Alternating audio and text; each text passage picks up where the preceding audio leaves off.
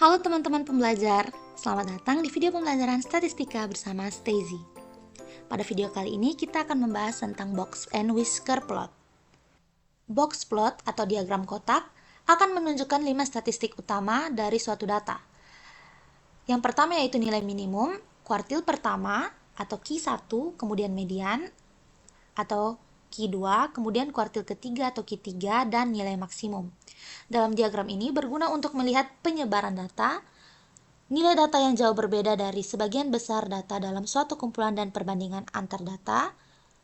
Kemudian, kalau dalam dot plot atau diagram titik, kita menggunakan nilai tengah untuk menginterpretasikan atau untuk mewakili data yang ada dalam suatu data distribusi frekuensi, maka dalam box plot kita tidak menggunakan nilai tengah dari kelas karena box plot atau diagram kotak sendiri itu berfungsi untuk menggambarkan sebaran data secara kuartil, yaitu kuartil pertama, kuartil kedua, dan kuartil ketiga. Oke, langsung saja untuk box plot pada data tunggal, kita gunakan data mentah yaitu 2, 3, 3, 1, 4, 3, 4, 2, 2, 1, 1, 2, 1, 5, 3, 4, 5, 4, 3, 2, 2, 1, 5, 2, 5. Kemudian dari data mentah yang kita miliki, kita akan urutkan yaitu dari yang terkecil yaitu 1 dan terbesar yaitu 6. Setelahnya kita akan menggambarkan box plot untuk data yang telah diurutkan. Untuk menggambar box plot, karena box plot menampilkan 5 statistik utama, maka kita akan mencari nilai minimum, kuartil pertama, median, kuartil ketiga, dan nilai maksimum. Oke, data setelah diurutkan dari yang terkecil hingga terbesar, maka kita ketahui bahwa nilai minimumnya yaitu 1, atau nilai yang paling kecil yaitu 1, kemudian nilai terbesar atau nilai maksimumnya yaitu 6. Maka telah kita dapatkan nilai minimumnya 1 dan nilai maksimum dari datanya yaitu 6. Selanjutnya kita akan menentukan nilai kuartil pertama, nilai kuartil kedua atau median, dan nilai kuartil ketiga. Langkah-langkah yang digunakan adalah yang pertama kita akan mengurutkan data dari terkecil hingga terbesar. Kemudian kita akan menentukan letak kuartil pertama, median atau kuartil kedua, dan kuartil ketiga dengan formula atau dengan rumus kuartil ke K sama dengan K dikali N atau banyaknya data ditambah dengan 1 dibagi dengan 4. Untuk kuartil pertama, kita akan mencari letaknya, maka kita ganti nilai K yang ada dengan 1, maka 1 dikali jumlah data yang ada yaitu 25 ditambah dengan 1 dibagi 4, hasilnya 26 dibagi 4 yaitu 6,5. Untuk letak kuartil kedua atau nilai mediannya, kita ganti nilai K yang ada dengan 2, sehingga 2 dikali dengan banyaknya data yaitu 25 ditambah 1, 26, 2 dikali 26 hasilnya 52, dibagi dengan 4 hasilnya 13. Maka letak kuartil pertama ada pada data ke-6,5 dan letak kuartil kedua ada pada data ke-13. Untuk letak kuartil ketiga, kita ganti nilai K yang ada dari rumus dengan 3, maka 3 dikali 25 ditambah 1, hasilnya 26, 3 dikali 26 hasilnya 78, kemudian 78 dibagi dengan 4 hasilnya 19,5. Sehingga letak kuartil ketiga berada pada data ke-19,5, yaitu berada di antara data ke-19 dan data ke-20.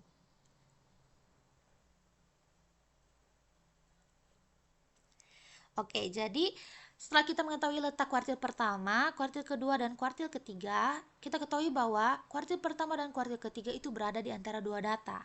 Karena kuartil berada di antara dua data, maka kita akan menggunakan metode interpolasi untuk memperkirakan nilai di antara dua data tersebut. Rumus dari metode interpolasi yaitu QK atau kuartil ke K sama dengan XL atau nilai di posisi bawah data ditambah dengan P. P di sini menunjukkan bagian desimal dari letak kuartil yang sudah kita dapatkan tadi dikali dengan XU atau nilai di posisi atas dikurangi XL atau nilai di posisi bawah. Oke, untuk letak kuartil pertama yaitu 6,5, artinya berada di antara data ke-6 dan data ke-7. Oke, kita hitung 1, 2, 3, 4, 5, 6, dan 7. Oke, langsung pada rumus metode interpolasi untuk mencari kuartil pertama, maka 2, nilai data ke-6 yaitu 2, ditambah dengan P atau bagian desimal dari letak kuartil pertama. Desimalnya yaitu 0,5.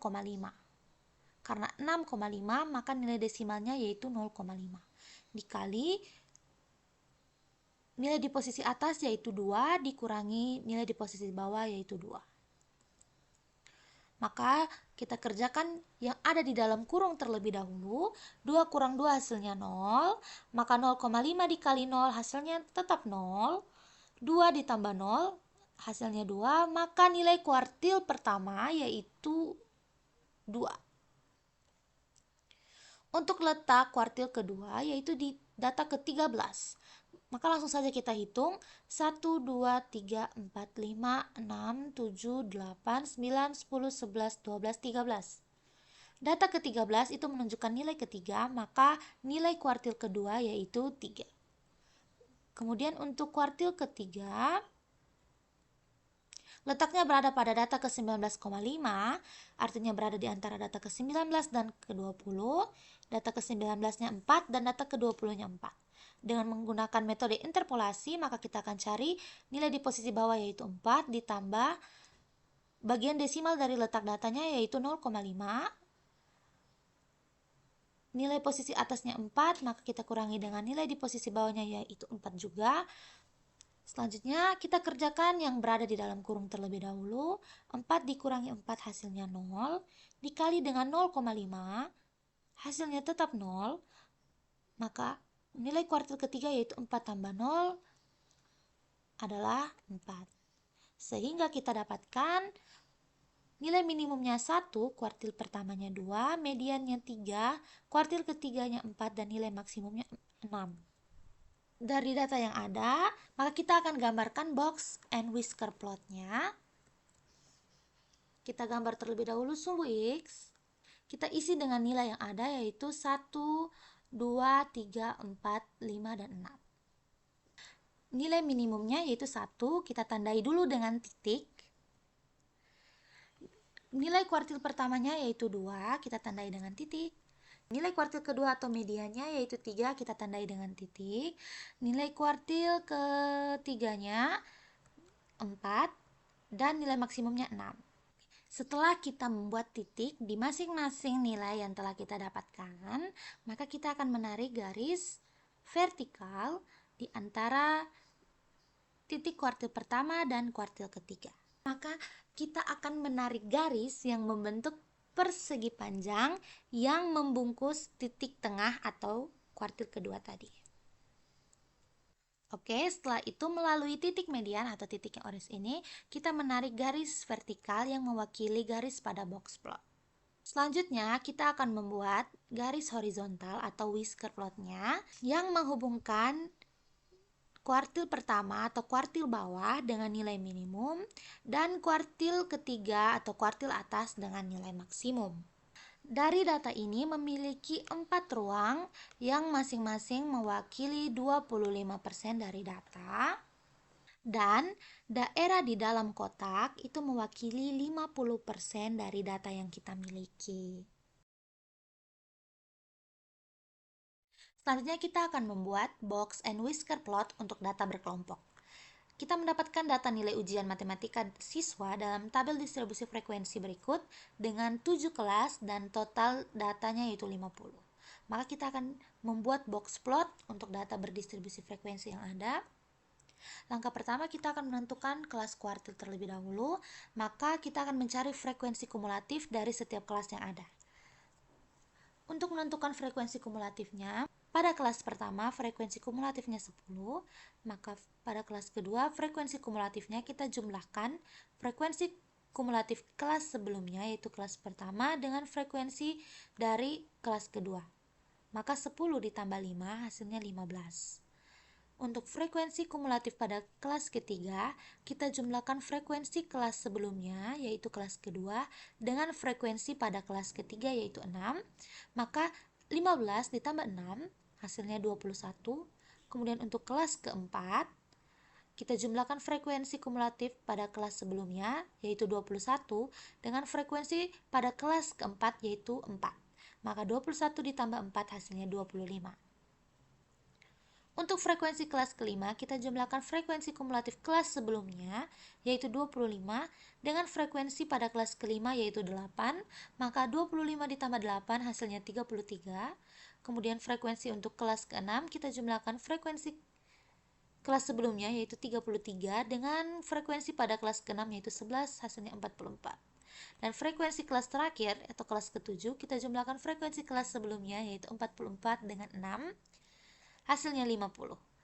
Maka untuk menentukan nilai kuartil, kita akan gunakan rumus kuartil data berkelompok, yaitu kuartil ke I sama dengan tepi bawah kelas kuartil ditambah dengan I per 4 dikali dengan banyaknya data dikurangi frekuensi kumulatif sebelum kelas kuartil dibagi dengan frekuensi kelas kuartil dikali dengan panjang kelas interval. Langkah selanjutnya kita akan menentukan nilai kuartil pertama. Untuk menentukan nilai kuartil pertama, kita perlu tahu terlebih dahulu di mana letak kelas kuartil pertamanya. Maka kita akan mencari kelas kuartil pertama dari data berkelompok, yaitu dengan cara kuartil pertama sama dengan 1/4 dikali dengan banyaknya data. Kuartil pertama yang dicari, maka kuartil pertamanya itu 1/4 dikali banyaknya data atau total frekuensi yang ada pada tabel distribusi tadi, yaitu 50. Hasilnya 50 dibagi 4 sama dengan 12,5. Maka letak kuartil pertama berada pada penyebaran data ke 12,5. Berarti kuartil pertama ada di kelas dengan frekuensi kumulatif 12,5. Letak kelas kuartilnya berada pada kelas kedua, yaitu dengan interval 26 sampai 36.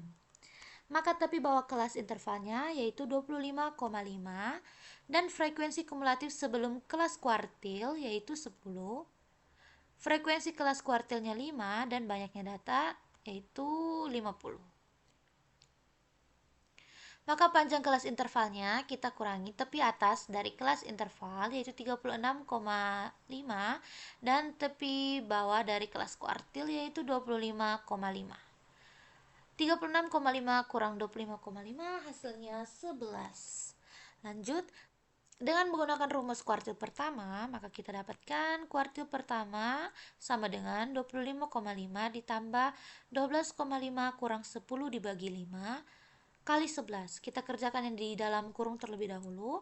12,5 kurang 10 hasilnya 2,5 dibagi dengan 5 hasilnya 0,5. Oke, kita kali dengan 11 hasilnya 5,5 sehingga nilai kuartil pertama yaitu 25,5 ditambah 5,5 hasilnya 31. Jadi nilai kuartil pertama dari data di atas adalah 31. Selanjutnya kita akan mencari nilai kuartil kedua atau mediannya. Maka langkah pertama yang kita lakukan adalah kita akan mengetahui terlebih dahulu letak kelas kuartil kedua. Kuartil kedua sama dengan 2/4 dibagi banyaknya data. Karena kuartil kedua yang dicari, maka 2/4 dikali banyaknya data yaitu 50 sama dengan 100. Kita bagi 100 dengan 4 hasilnya 25. Sehingga kuartil kedua ada di kelas dengan frekuensi kumulatifnya 25. Kita perhatikan pada tabel frekuensi kumulatifnya. Frekuensi kumulatif ke-25 berada pada kelas keempat dengan interval 48 sampai 58. Maka untuk nilai tepi bawah kelas interval kuartil, maka 47,5. Frekuensi kumulatif sebelum kelas kuartilnya 4, maka sebelumnya yaitu 21. Frekuensi dari kelas kuartil yaitu 4 dan banyaknya data yaitu 50. Sehingga panjang kelas interval kuartilnya yaitu 58,5 dikurang dengan 47,5 hasilnya 11. Dengan rumus kuartil kedua pada data berkelompok, kita dapatkan kuartil kedua sama dengan 47,5 ditambah 25 kurang 21/4 dikali 11. Kita kerjakan yang di dalam kurung terlebih dahulu. 25 dikurangi 21 yaitu 4 dibagi dengan 4 hasilnya 1 dikali 11 hasilnya 11. Kemudian 47,5 ditambah dengan 11 hasilnya 58,5. Jadi nilai kuartil kedua dari data di atas adalah 58,5. Selanjutnya kita akan menentukan nilai kuartil ketiga. Pertama-tama kita akan mencari letak kelas kuartil ketiga terlebih dahulu dengan rumus 3/4 dikali banyaknya data.